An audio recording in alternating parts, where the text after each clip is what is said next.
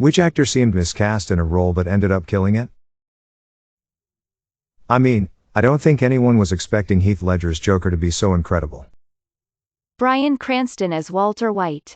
Who would have guessed that Hal from Malcolm in the Middle would absolutely kill it in this role?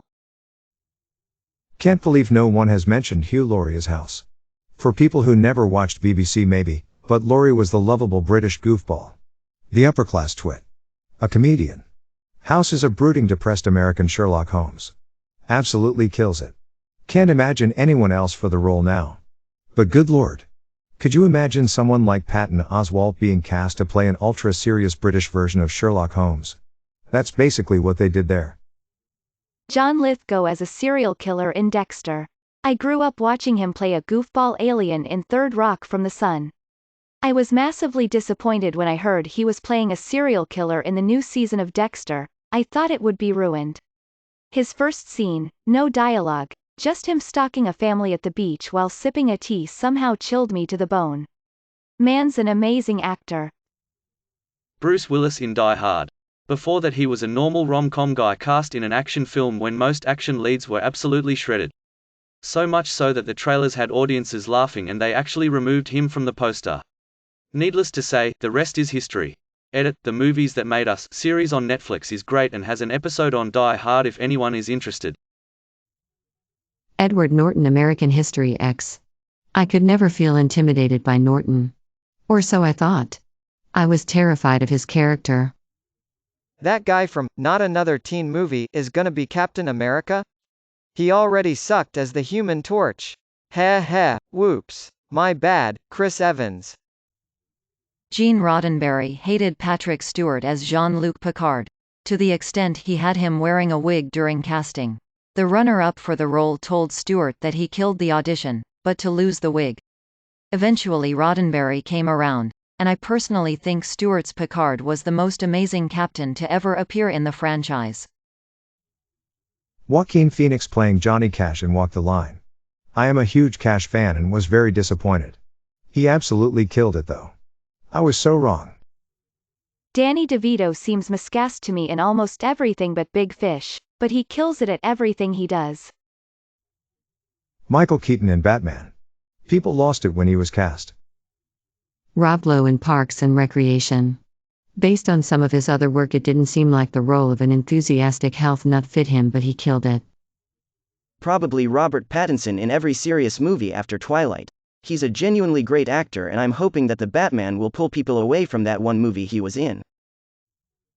Daniel Craig as a Southern gentleman eccentric detective? That'll never work. Daniel Radcliffe in everything after Harry Potter.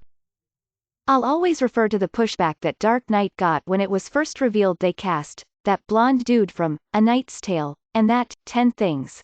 Teen romance, and the internet collectively went, WTF? Wow, that was a huge error on our part. Patrick Warburton as Lemony Snicket. Really came out of nowhere for me. I remember going to the theater to see Silkwood in 1983 with Meryl Streep and Kurt Russell. When they showed Cher's name at the beginning, people audibly laughed. She was fantastic in the movie and went on to a very respectable film career. I had always thought she was a good actor from her days on the Sonny and Cher show, so why not go dramatic? Anyway, I love all her work. David Tennant as Purple Man in Jessica Jones. To me, he was a brilliant but goofy doctor who, not a baddie. Holy cow though, if his safe and cozy doctor rep didn't quickly dissolve away. I was skeptical of Pedro Pascal as Oberyn Martell in Game of Thrones. In the books the character has a darker, more commanding type of charisma, but Pedro's version was terrific. George Clooney in Oh Brother, Where Art Thou? Edit, this opinion is not made in hindsight, but from the POV of when the movie came out in 2000. Only 21 years ago. Also, punctuation. Really, it has to be Leslie Nielsen in Airplane. A straight/serious actor of the era playing the role of high farce. How could that work? In 2002, nobody could imagine Matt Damon playing a badass CIA assassin with amnesia. I saw the preview on TV and was like, the dude from Good Will Hunting? The Jason Bourne movies are among my all-time faves now and I can't picture anyone else in that role. I get reminded yearly on Facebook that I posted, Chris Evans was cast as Captain America, not too sure about that. It's probably my worst opinion of all time. Edit. Thank you, stranger, for the wholesome award. Robin Williams in 1 hour photo. He already showed with Good Will Hunting and AI Bicentennial Man that he can also do drama, but a thriller with him as the main actor? Yes. Everyone thought Travolta had been miscast in Pulp Fiction because at the time his career was on its knees. And he hadn't been cast in anything noteworthy in a very long time. Tarantino breathed new life into Ed Haas' career by giving him the role. Alan Rickman as Snape. Snape was supposed to be a younger, scrawny, greasy-looking guy. Rickman didn't really look at all how he was described in the books, but still made a fantastic Snape. Owen Wilson in Loki. I did not see that one coming. Will Ferrell in Stranger Than Fiction. Played an excellent role as a non-goofball. Tom Hanks as Forrest Gump. Daniel Craig as James Bond. Internet lost its beat. Barbara Broccoli knows what she's doing. No one knew who David Tennant was when he was cast as the Doctor. Well, some did, but most honestly thought he was too young and wouldn't be very good. Now he is one of the most famous British actors and the second most iconic incarnation of the Doctor, behind Tom Baker. The guy who played Sam in LOTR. Steve Carell as Michael Scott. I remember finding out that the adaptation of David Brent was going to be played by Brick from Anchorman, and immediately assuming the show was doomed to failure. But a combination of a change in writing style and Carell's chops proved me wrong. Cillian Murphy as Thomas Shelby, playing a character poles apart from himself. He is not a tall, well-built or physically imposing man, but he gives the character power, authority, intelligence, utter ruthlessness and a cold, hard stare that shows he's in charge and not to be FD with if you value your life. Betty White as Rose Neeland and Rue McClanahan as Blanche Devereaux. In fact, B. Arthur wasn't even interested in doing Golden Girls at first, because she thought Betty would be playing Blanche, and Rue would be playing Rose, and figured it just wouldn't be interesting to have them reprise the types of roles they'd played before. But when she was told that Betty would be playing the sweet, ditzy woman and Rue would be playing the man-hungry diva/vixen, she thought it was a great idea and came on board. Also, I'll admit that Eva Longoria didn't impress me at first on Desperate Housewives as Gabby Solis. But once she got comfortable with the role, she really became my favorite of the main cast, if we don't count Edie, and was the funniest one on there. And she could nail the dramatic scenes, too. Ricardo Antonio Chavera should also get credit for making Carlos go from an insufferable, abusive prick to a lovable, sympathetic, funny husband. It almost seems like season 1 Carlos was just a fever dream.